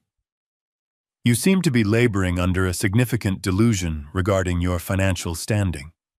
You believe that because you are Henry's biological daughter, you are entitled to his empire. You believe that the trust fund you have lived off of for 10 years is a right, not a privilege. Victoria sniffed, wiping her nose with the back of her hand. It is my money, she said, her voice shaking but defiant. It is family money. The courts won't let you cut me off just because of a misunderstanding. I have rights. I have the penthouse. I have the Hamptons estate. Those are in my name. Leonard smiled. It was a shark's smile. Actually, they are not. They were held in a revocable living trust of which you were the beneficiary. Key word being revocable. He walked over to her, his shoes clicking on the hardwood floor. He loomed over her, blocking out the stage lights. This morning at 8:30, while you were busy plotting to have your father declared mentally incompetent, Henry executed a document known as the Phoenix Protocol. Victoria blinked. The what? She whispered. The Phoenix Protocol. Leonard repeated, savoring the words. It is a fail-safe mechanism designed for exactly this scenario. You see, Henry knew there was a risk. He knew that if he was incapacitated, or if he was placed under a conservatorship under suspicious circumstances, his assets would be vulnerable. So he created a trigger. Leonard turned to the crowd, addressing the 300 witnesses. This document states that the moment any family member attempts to legally challenge Henry Dalton's mental capacity, or attempts to utilize a power of attorney obtained under duress, a transfer is automatically initiated. It does not require a judge. It does not require a waiting period. It is immediate. He turned back to Victoria, dropping the paper onto her lap. At the exact moment Blake tried to have the police detain Henry for being crazy, the condition was met. The trap was sprung. Victoria picked up the paper, her hands trembling so violently the paper rattled. She tried to read it, but her eyes were swimming with tears. What does it mean? She choked out. What does it say? It says, Leonard replied, leaning in close, that the entirety of the Dalton estate, including Dalton Logistics, the real estate portfolio, the investment accounts, and yes, your personal trust fund has been transferred into an irrevocable blind trust. And who is the beneficiary? Victoria asked, a glimmer of hope in her eyes. Is it me? Is it a trustee? Leonard laughed, a dry, humorless sound. No, Victoria, it is not you. The sole beneficiary of the blind trust is the National Veterans Support Foundation. I watched the color drain from Victoria's face. It didn't just fade. It vanished, leaving her looking like a wax figure. Her mouth opened, but no sound came out. The veterans, she whispered. Every penny, Leonard confirmed. $2.4 billion. It is gone, Victoria. It is no longer Henry's money. It is no longer family money. It belongs to the men and women who served this country. It is already done. The electronic transfer was confirmed 5 minutes ago. Victoria scrambled to her feet, clutching the paper. You can't do that, she screamed, her voice reaching a hysterical pitch. You can't just give away $2 billion. That is my inheritance. That is my life. I have bills. I have the wedding to pay for. I have the mortgage on the condo. You have nothing.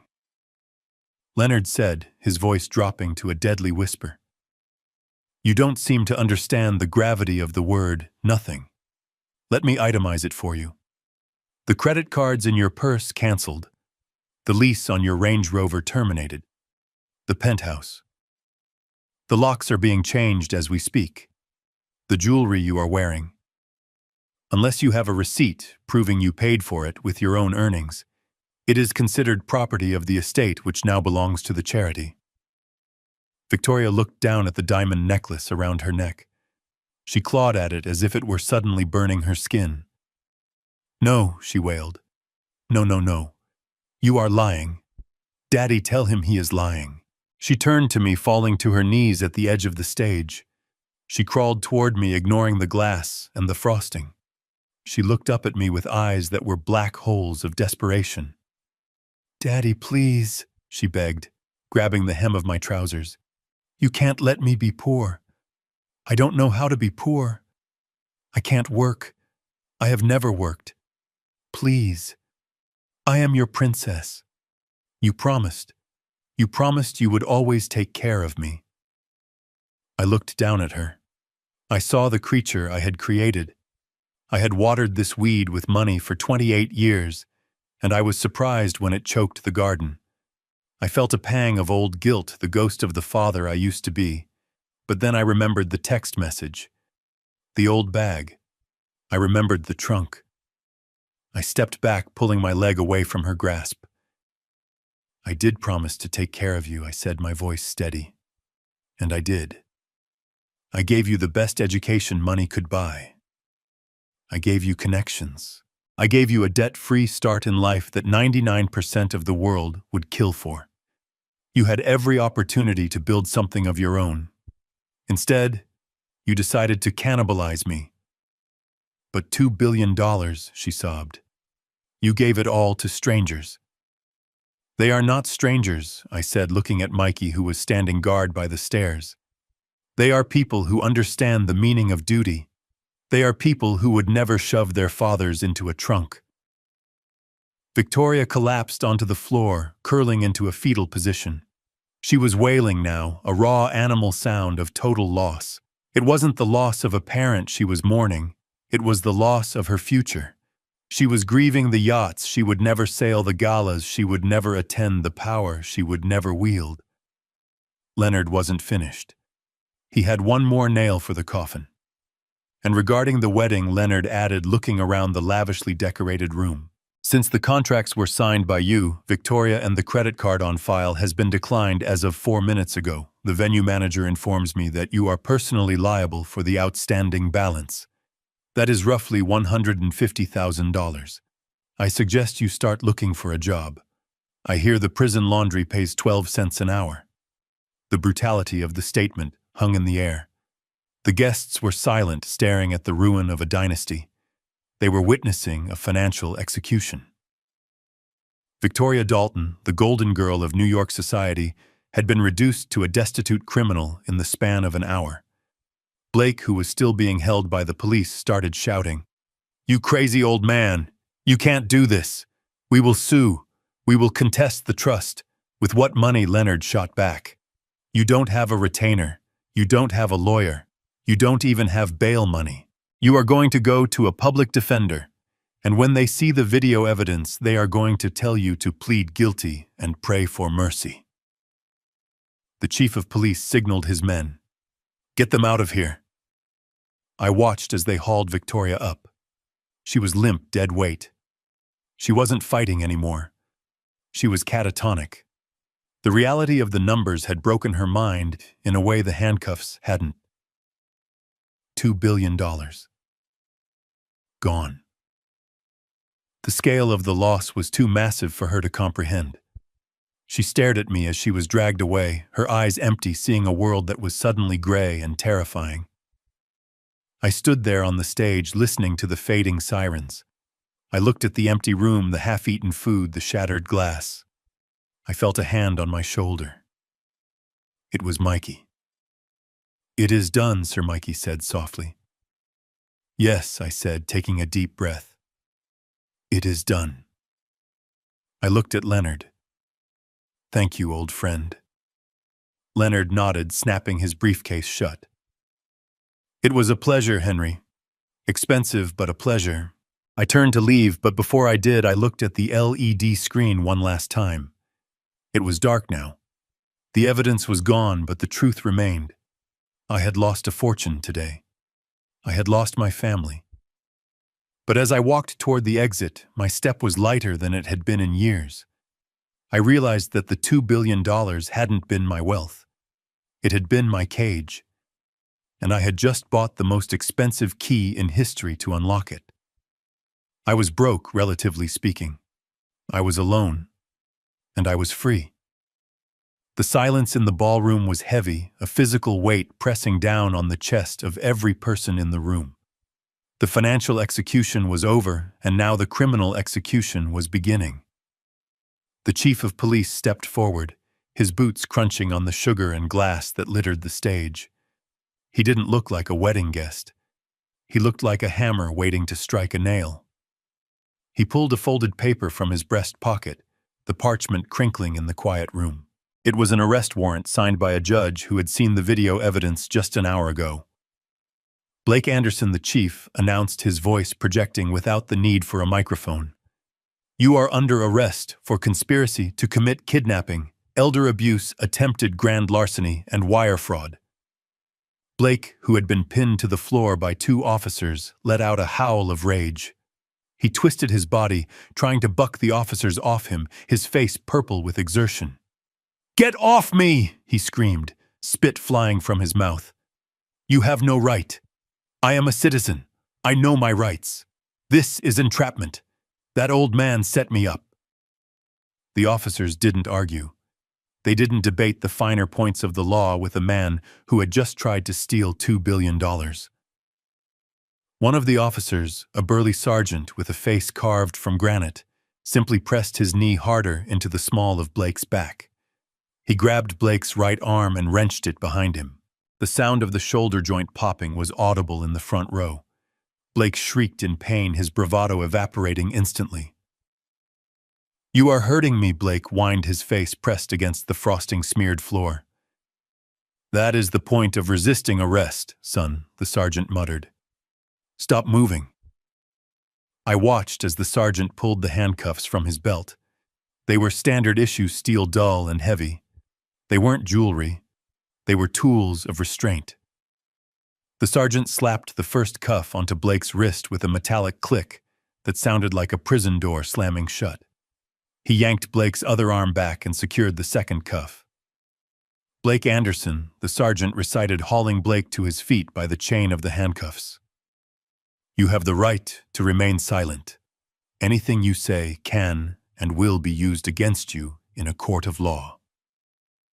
Blake stood there, swaying his tuxedo torn at the shoulder, his hair wild. He looked at me. His eyes were no longer arrogant. They were feral, filled with the panic of a trapped animal. "Henry, tell them," he pleaded, switching tactics in a heartbeat. "Tell them it was a joke. We were worried about you. We wanted to make sure you were safe. It was all for you." I looked at him. I looked at the man who had tightened my tie in the bathroom until I couldn't breathe. I took a sip of my champagne, the bubbles cold and sharp on my tongue. "You have the right to remain silent, Blake," I said calmly. "I suggest you use it." The officers shoved him toward the stairs. He stumbled, nearly falling, his dignity completely stripped away. The guests parted like the Red Sea as he was marched down the aisle, cameras flashing, capturing his disgrace for the morning papers. Next came Patricia. She hadn't moved since the video ended. She stood near the microphone stand, her arms wrapped around herself, shivering, as if the temperature in the room had dropped 50 degrees. When the female officer approached her, Patricia didn't run. She turned slowly to face me. The fear in her eyes had hardened into something else. Something ugly and ancient. It was pure, unadulterated hatred. She realized that pleading wouldn't work. She realized that the soft, doting wife act was over. She dropped the mask completely. "You bastard," she hissed, the venom in her voice making the officer pause. "You senile, vindictive old bastard." "Ma'am, turn around and place your hands behind your back," the officer ordered, reaching for her wrists. Patricia slapped the officer's wand away. "Don't touch me," she shrieked. "Do you know how much this dress costs?" The officer didn't blink. She spun Patricia around with practiced efficiency, forcing her wrists together. Patricia struggled, kicking out with her heels, her face contorted into a rictus of rage. "I hope you die alone, Henry," Patricia screamed as the cuffs locked onto her wrists. I hope your heart stops tonight. I hope you rot in that big empty house. You are nothing but a walking checkbook. I never loved you. I was repulsed by you. Every time you touched me, I wanted to vomit." The crowd gasped. It was a shocking, visceral display of malice. But I didn't flinch. I didn't feel hurt. In fact, I felt a strange sense of relief. Finally, she was telling the truth. I walked over to her, stopping just out of spitting range. "You are wrong, Patricia," I said softly, only loud enough for her and the front row to hear. "I won't die alone. I have more friends in this room than you ever will. Because you bought people, Patricia. I built them." "Get her out of my sight," I told the officer. Patricia was screaming obscenities as they dragged her away, her heels scraping lines into the polished floor. She looked like a demon being exorcised, her beautiful face twisted into a mask of pure evil. And then there was only one left. Victoria. She was still on the floor, curled in a ball amidst the ruins of her wedding dress. She wasn't screaming like Patricia. She wasn't fighting like Blake. She was weeping a low, keening sound of utter despair. When the chief of police approached her, she didn't look at him. She looked at me. She scrambled to her knees, clasping her hands together in a gesture of prayer. She looked so young, so small. For a split second, my heart lurched. This was my baby. This was the girl I had carried on my shoulders. "Daddy, please," she sobbed, her voice raw. "Not the cuffs. Please, not the cuffs. Everyone is watching."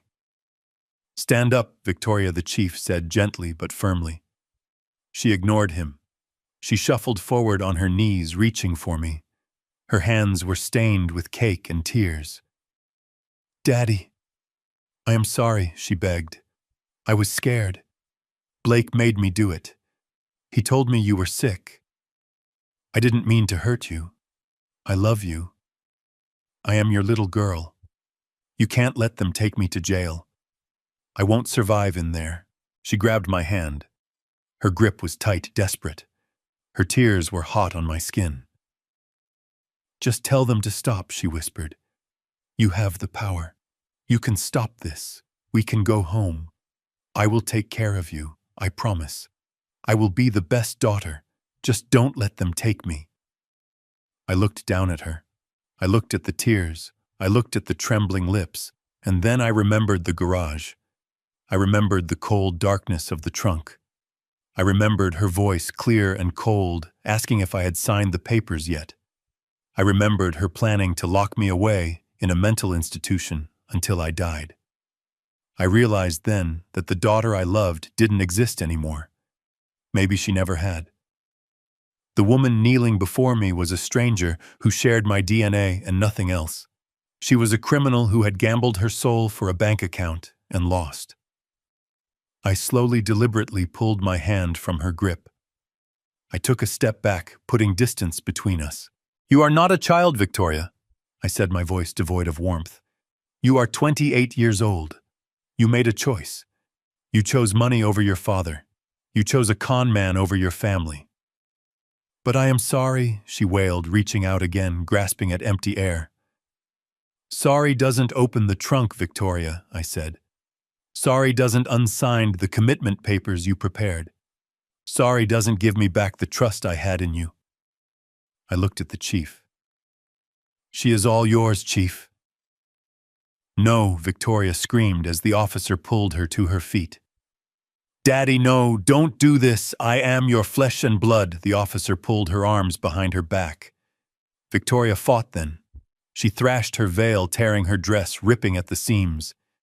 It was a pathetic, ugly struggle.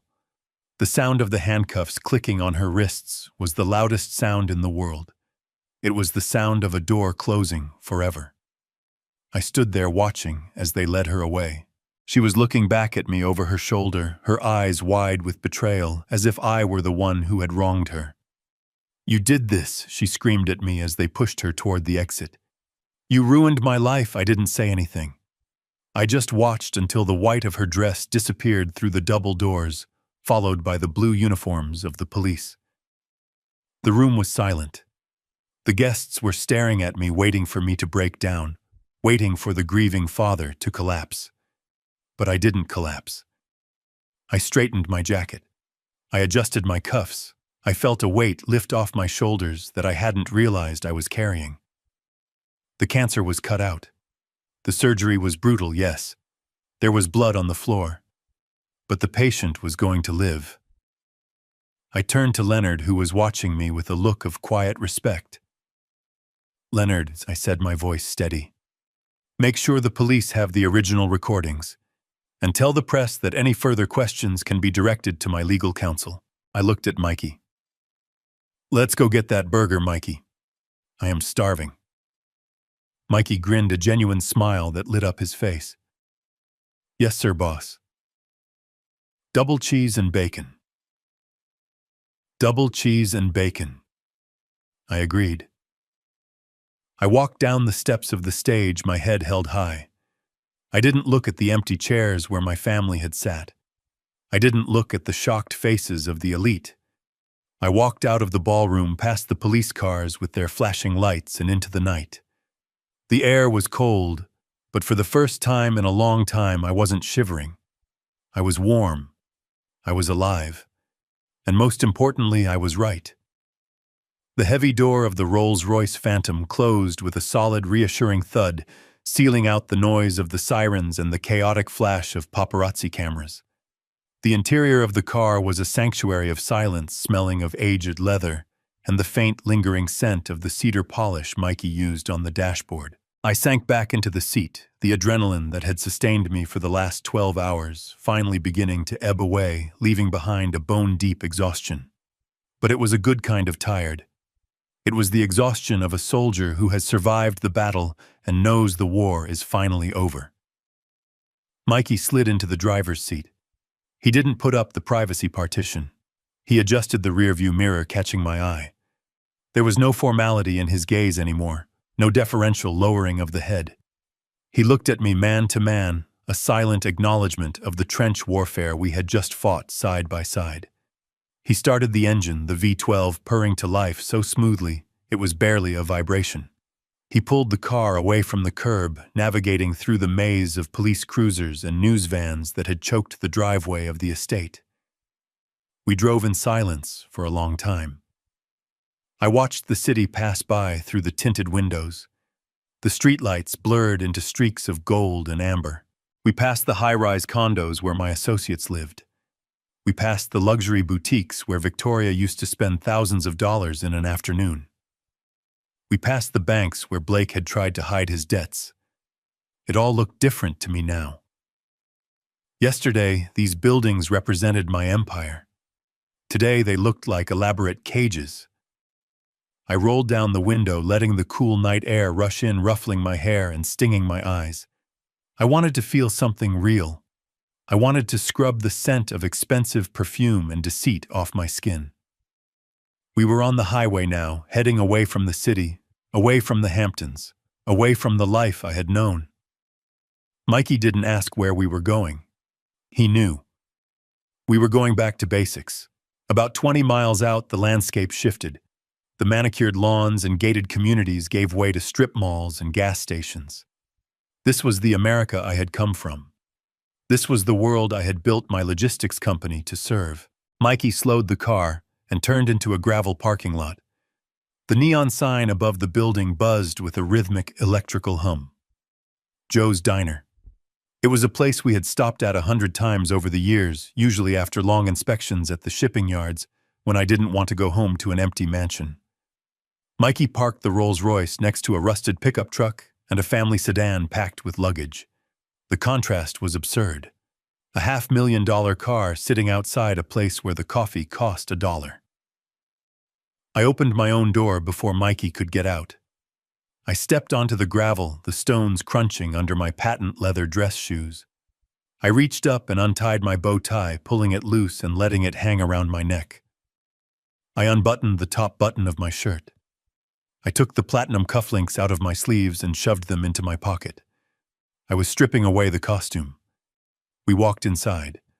The bell on the door jingled cheerfully.